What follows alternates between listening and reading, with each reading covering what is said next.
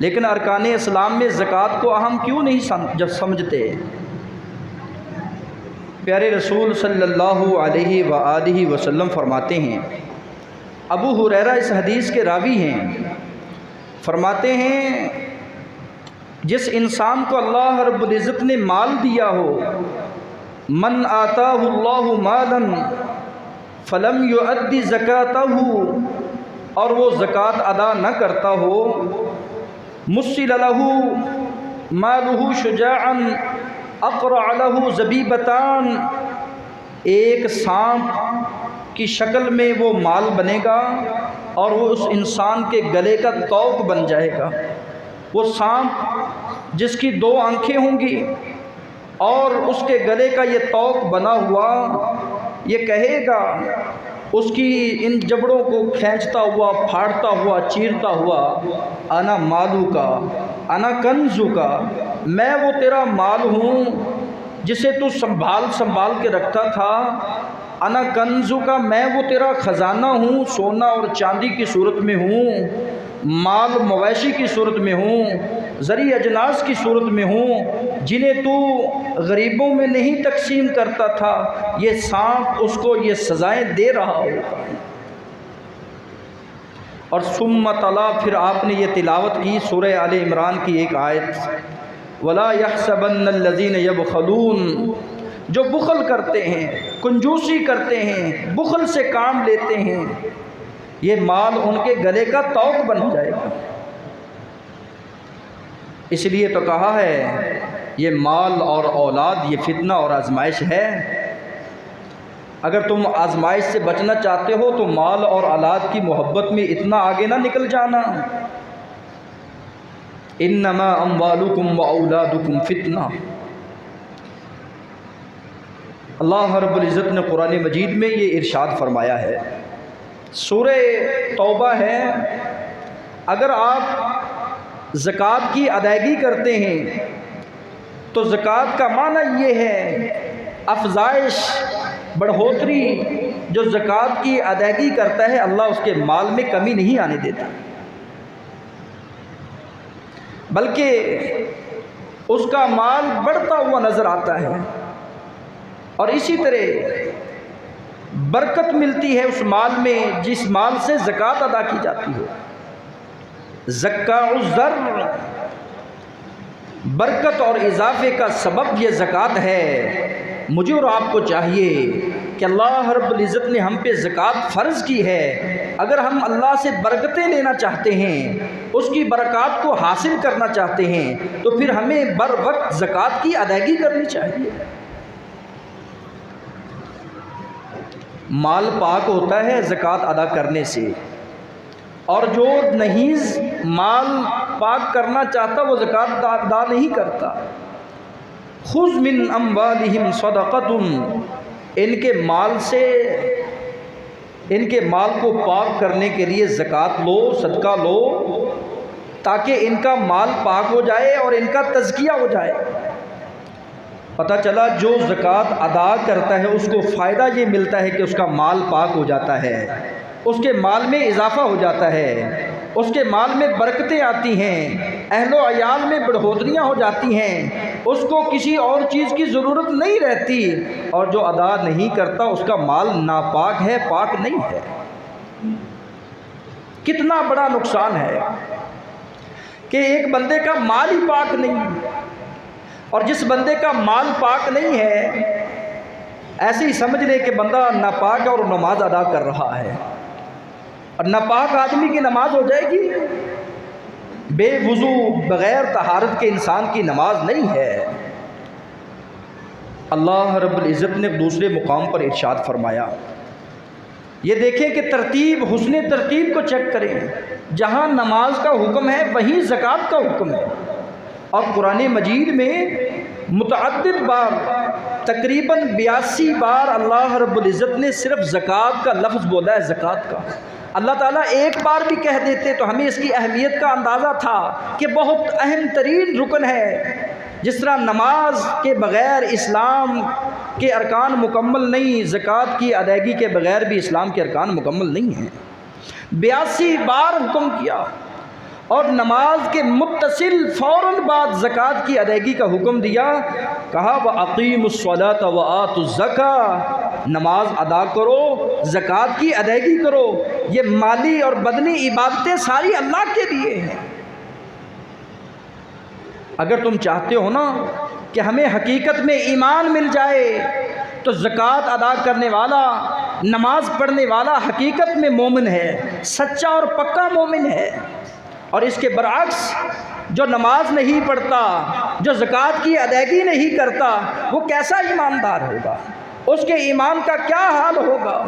قرآن مجید الذین یقیمون الصلاۃ ومما رزقناہم ینفقون، وہ لوگ جو نمازیں پڑھتے ہیں اور جو ہم نے دیا ہمارے رزق سے ہمارے لیے خرچ کرتے ہیں، اولئک ھم المؤمنون حقا، حقیقت میں پکے اور سچے یہی مومن ہیں۔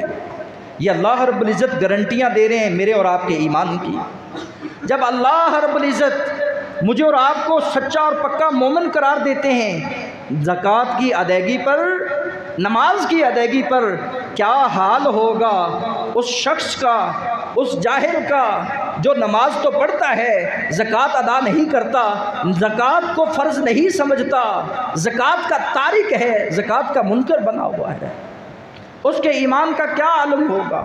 حقیقت میں وہ اس ایمان سے، حقیقی ایمان سے محروم ہو گیا ہے۔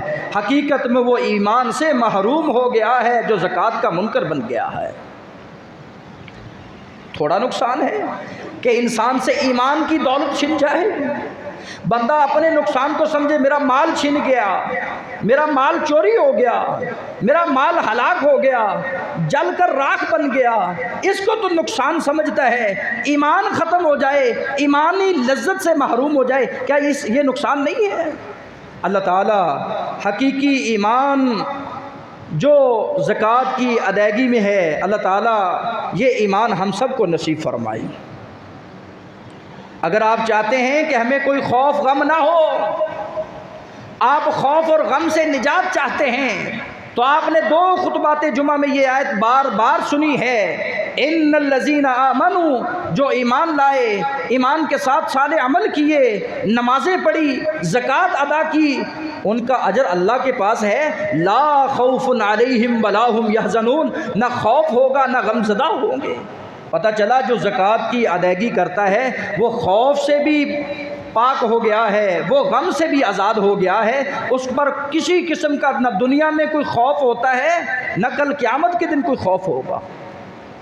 آپ نے سنا خضر علیہ الصلوۃ والسلام اور حضرت موسیٰ علیہ الصلوۃ والسلام کا واقعہ، وہ جو بچے کی دیوار بنا رہے ہیں، وہ بچے یتیم تھے، ان کے باپ کی یہ خوبی تھی کہ وہ اپنی زندگی میں مال کے 3 حصے کرتا، ایک حصہ اللہ کے راستے میں دیتا اور ایک حصہ اپنے لیے اور ایک کاروبار کے لیے رکھتا۔ جب دنیا سے گیا تو اللہ رب العزت نے اس کا مال محفوظ رکھا، اور کس کے ذریعے رکھا؟ فرمایا جاؤ موسیٰ اور حضرت خضر آپ ان بچوں کی دیوار بنا دیں، یہ مدفون خزانہ دیوار میں پڑا ہے، جب یہ بچے جوان ہوں گے پھر دیوار گرے گی اپنی مدت پر، پھر یہ بچے اپنا خزانہ جو ان کے باپ نے سنبھال کر ان کے لیے رکھا ہوا، جس کی زکوٰۃ کی ادائیگی کی ہوئی ہے، اللہ رب العزت اس مال کو ضائع نہیں ہونے دیتا۔ مر جانے کے بعد بھی وہ مال محفوظ رہا۔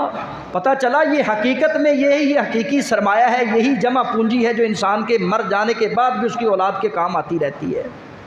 مر جانے کے بعد بھی انسان کے یہ کام آنے والی چیز یہی اصلی سرمایہ ہے، اور اس کی کنجیاں اپنے پاس رکھیں۔ یہ اولاد، یہ شہرت، یہ کوٹھیاں، یہ بنگلے کسی کام کے نہیں ہیں۔ قبر میں اگر کوئی چیز تمہارے کام آنے والی ہے تو یہی تو وہ چیز ہے جو تم صدقہ جاریہ کر کے جاتے ہو۔ خوش نصیب ہیں جو مساجد اور مدارس کے ساتھ تعاون کرنے والے ہیں، خوش نصیب وہ لوگ ہیں جن کا یہ صدقہ جاریہ ہے اور تا قیامت جاری رہے گا۔ اللہ تعالیٰ اس صدقہ جاریہ کو سلامت رکھے۔ کتنے وہ خوش نصیب ہیں، وہ دنیا چھوڑ کر چلے گئے ہیں، آج بھی نام چلتا ہے فلاں نے یہ مدرسے کی عمارت بنیاد رکھی تھی، فلاں نے یہ ادارہ قائم کیا تھا۔ اللہ تعالیٰ ہمیں بھی ایسا کام کرنے کی توفیق عطا فرمائے۔ محترم سامعین، اگر بندہ چاہتا ہے کہ میں موحد ہی رہوں، مشرک نہ مروں، تو جو زکوٰۃ اور نماز کی ادائیگی کرنے والا ہے وہی تو حقیقت میں موحد ہے اور مشرکوں سے پاک ہو گیا ہے، اور جو زکوٰۃ کی ادائیگی نہیں کرتا یہ مشرکین کے ساتھ ہوگا۔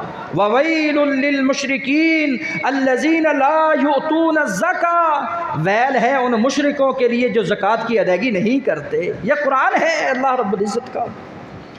اللہ تعالیٰ کے پیارے پیغمبر جناب محمد الرسول اللہ صلی اللہ علیہ وآلہ وسلم فرماتے ہیں اگر تم چاہتے ہو کہ قحط سالیوں سے بچ جائیں، اگر آپ یہ چاہتے ہیں کہ آسمان سے موسلا دھار بارشیں ہوں، اگر آپ یہ چاہتے ہیں کہ اللہ کی برکات کا نزول ہو تو پھر زکوٰۃ کی ادائیگی کیا کرو، ورنہ آسمانی بارشوں سے محروم ہو جاؤ گے اگر زکوٰۃ کی ادائیگی نہ کرو گے۔ آج یہی تو حال ہو چکا ہے، بے موسمی بارشیں ہیں، اگر آتی ہیں تو وہ طوفانی بن کر آتی ہیں، اگر آندیاں چلتی ہیں تو اڑا کر لے جاتی ہیں۔ وجہ کیا ہے کہ ہم اللہ کا حق جو اللہ نے ہم پر فرض کیا اس کی ادائیگی نہیں کر رہے۔ یہ پرندے نہ ہوتے، یہ جانور نہ ہوتے تو آسمان سے ایک بوند پانی نہ برستا۔ اللہ رب العزت نے یہ تمہیں یہ موقع دیا ہے، اگر آپ چاہتے ہیں کہ ہماری محنت کم ہو، آسمان سے موسلادھار بارشوں کا نزول ہو تو زکوٰۃ کی ادائیگی بر وقت ادا کیا کریں۔ نصرت الہی ملتی ہے جو زکوٰۃ ادا کرنے والے ہیں، اور نصرت الہی سے محروم ہو گیا وہ بد نصیب جو زکوٰۃ ادا نہیں کرتا۔ رحمت الہی ملتی ہے اس شخص کو جو زکوٰۃ ادا کرتا ہے۔ وَأَقِيمُوا الصَّلَاةَ وَآتُوا الزَّكَاةَ وَأَطِيعُوا الرَّسُولَ لَعَلَّكُمْ تُرْحَمُونَ، نماز پڑھو، زکوٰۃ ادا کرو، اللہ اور اس کے رسول کی اطاعت کرو، شاید کہ تم پر اللہ کی رحمت برس جائے، اللہ کی رحمت آ جائے، شاید کہ تم پر رحم کیا جائے، تم قابل رحم ہو جاؤ گے جب تم زکوٰۃ کی ادائیگی کرو گے۔ گندم کی کٹائی کا سلسلہ جاری و ساری ہے، ہمیں چاہیے اللہ رب العزت اگر ہمیں 20 من دینا تو 1 من اللہ کے راستے میں ضرور دینا۔ یہ مساکین کا حق ہے، یہ فقراء کا حق ہے، یہ بیوہ اور یتیم کا حق ہے، یہ فی سبیل اللہ مدارس کا حق ہے، اس کو گھر میں آنے نہیں دینا۔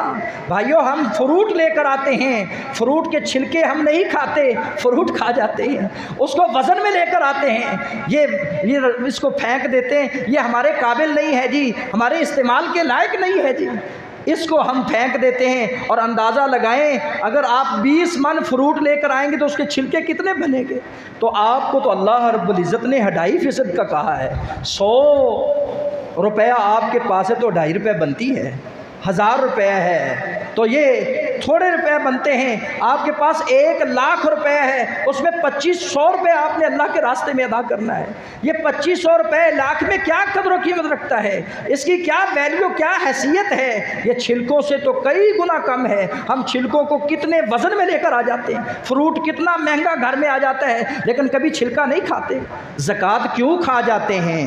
زکوٰۃ کیوں کھا جاتے ہیں؟ یہ غرباء کا حق تھا، یہ مساکین کا حق تھا، یہ بیوہ اور یتیم کا حق تھا، یہ خزانہ ہوگا، یہ گلے کا توق بنے گا اور ان تختیوں کے ساتھ داغا جائے گا اور کہا جائے گا یہ وہ مدفون خزانہ جسے تو سنبھال کر بخل کرتا رہا، کنجوسی کرتا رہا ہے۔ حضرت انسان جو بخیلی سے بچا لیا جائے وہی تو کامیاب ہے، جو بخیل بن گیا، جو کنجوس بن گیا یہ ناکام ہو گیا ہے۔ اللہ تعالی ہم سب کو اسلام کے ارکان کو ان کی تکمیل اور ان پر عمل پیرا ہونے کی توفیق عطا فرمائے۔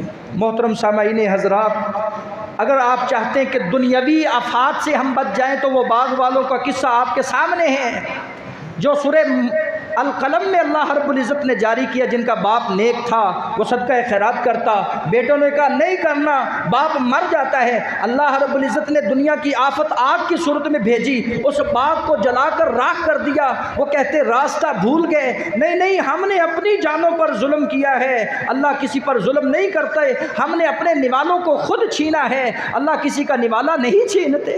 اللہ رب العزت نے بڑی تفصیل کے ساتھ اگر آپ چاہتے ہیں کہ دنیاوی آفات سے بچ جائیں، اللہ تعالی ہمیں دنیا کی ساری مصیبتوں کو ہم سے ٹال لے، پھر جو فرضی صدقہ ہے جس کو زکوٰۃ کہا جاتا ہے اس کی ادائیگی ضرور کیا کریں۔ ماشاءاللہ رمضان المبارک کے مہینے میں لوگ زکوٰۃ نکالتے ہیں اور نکالی ہوگی الحمدللہ، حسن ظن ہے مجھے اور کتنے ہی ایسے ہیں جن کے سالوں سال گزر گئے زکوٰۃ کی ادائیگی نہیں کر رہے، اب پیسے پہ سانپ بن کر بیٹھے ہوئے ہیں، بڑی مال کے ساتھ محبت ہے، مال کو خرچ کرنے کا دل نہیں چاہتا۔ یہ بخل کرنے والا جب جاتا ہے نا، خالی جیبیں ہوتی ہیں، اس کے ساتھ کچھ نہیں ہوتا، بلکہ یہ مال یہ بچوں کے لیے پیچھے چھوڑ جاتا ہے۔ بخیل جتنا بھی بخل کر لے، یہ اپنے مرنے کے بعد اپنے ورثاء کے لیے چھوڑ جاتا ہے، پیچھے لوگ عیاشیاں کرتے ہیں، اس کے لیے کچھ نہیں ہے۔ اس لیے اپنی آخرت کی فکر کرتے ہوئے کذالک العذاب والعذاب الآخرۃ اکبر سے بچتے ہوئے تم اللہ کا حق ادا کرو۔ پیارے رسول جناب محمد الرسول اللہ صلی اللہ علیہ وسلم کے پیارے صحابی جریر بن عبداللہ بیان کرتے ہیں، بایعت النبی، ہم نے نبی صلی اللہ علیہ وسلم کے ہاتھ پہ بیعت اس بات میں کی کہ ہم کیا کریں گے، اقام الصلاۃ، ساری زندگی نمازیں نہیں چھوڑیں گے، وایتاء الزکاۃ، زکوٰۃ کی ادائیگی بر وقت کریں گے، والنصح لکل مسلم، ہر مسلمان کے لیے ہم خیر خواہ بن کر جئیں گے، ہم ہمدردی کرنے والے ہوں گے۔ جو زکوٰۃ ادا کرتا ہے اس سے بڑا ہمدرد اور کوئی نہیں ہے، زکوٰۃ ادا کرنے والا بہت بڑا ہمدرد ہے، بہت بڑا خیر خواہ ہے۔ اللہ تعالیٰ اس خیر خواہی کو کرنے کی توفیق عطا فرمائے۔ قرآن مجید میں اللہ تعالیٰ نے ہلاکت اور عذاب علیم کی بشارتیں سناتے ہوئے ہمیں ڈرایا اور جھنجھوڑا ہے، والذین یکنزون الذھب، جو خزانے کو سونے کو سنبھال کر رکھتا ہے، والفضہ، چاندی کو سنبھال کر رکھتا ہے، ولا ينفقونها فی سبیل اللہ، اللہ کے راستے میں اس کا خرچ نہیں کرتا، فبشرہ بعذاب علیم، اسے دردناک عذاب کی بشارت سنا دیجئے۔ ہاں جو نماز ادا کرتا ہے، جو زکوٰۃ ادا کرتا ہے، اس کے لیے تو جنت کی بشارتیں ہیں، یہ فائدہ ہے اس کے لیے، اور نقصان اس کے لیے ہے جو عدم ادائیگی کرتا ہے زکوٰۃ کی، زکوٰۃ کو بر وقت ادا نہیں کرتا بلکہ سرے سے منکر بنا ہوا ہے۔ اللہ تعالی ہمیں ان لوگوں کی صف سے نکال دے۔ سیدنا انس بیان کرتے ہیں، رسول اکرم نے فرمایا، مانع الزکاۃ، زکوٰۃ ادا نہ کرنے والا یوم القیامت فی النار، قیامت کے دن جہنم میں ہوگا، قیامت کے دن دردناک عذاب میں ہوگا، قیامت کے دن کھولتے ہوئے عذاب پانی پیپ اس کو پلایا جائے گا۔ یہ کون بد نصیب ہے جس کو جہنم میں پھینکا جا رہا ہے؟ یہ اللہ پر ایمان نہیں رکھتا تھا، یہ مساکین کو کھانا نہیں کھلاتا تھا، آج اس کو کھانا نہیں دیا جائے گا، آج اس کو پینے کے لیے پانی نہیں دیا جائے گا، مگر کھولتا ہوا پانی جو پیے گا ہونٹ جل کے راکھ ہو جائیں گے۔ سبب کیا ہے؟ یہ وہ ہے جو مساکین کے لقمے کو چھیننے والا تھا۔ محترم سامعین حضرات، اگر آپ ان آفات سے بچنا چاہتے ہیں اور ان آزمائشوں سے، ان عذابوں سے، ان محرومیوں سے بچنا چاہتے ہیں تو زکوٰۃ پھر فرض ہے۔ اس فریضے کو سمجھے، جس طرح نماز فرض ہے اسی طرح روزے فرض ہیں، اسی طرح زکوٰۃ بھی اسلام کا رکن ہے۔ وَآتُوا حَقَّهُ يَوْمَ حَصَادِهِ، کٹائی کے وقت اللہ کا حق اسی وقت دے دو۔ ہاں آپ کے پاس زرعی اجناس آتی ہیں، وہ گندم کی صورت میں ہے، وہ چاول کی صورت میں ہے، وہ مکی کی صورت میں ہے، یا چنا اور دالوں کی صورت میں ہے، آپ کے گھر میں آ جاتی ہیں۔ 20 من اگر آپ نے اس کا ٹھیکہ دیا ہوا ہے، اگر آپ نے اس پر محنت کی ہوئی ہے تو 20 من میں 1 من اللہ کے راستے میں ضرور دینا۔ اور اسی طرح آپ کے گھر میں 7.5 تولے سونا موجود ہے، اس کی نقدی قیمت موجود ہے، 7.5 تولے سونا، اس کی قیمت آج لگا لیں جو رائج الوقت سکہ رائج الوقت آج چل رہی ہے، آپ نے اس میں 2.5% زکوٰۃ ادا کرنی، یہ آپ پر فرض ہے۔ یہ بیوی کا سونا ہے یا آپ کا سونا ہے، آپ کے گھر میں پڑا ہے، آپ پر فرض ہو چکا ہے۔ 52.5 تولے چاندی، اس کے مطابق آپ کے گھر میں 52.5 تولے چاندی کتنے گرام بنتی ہے؟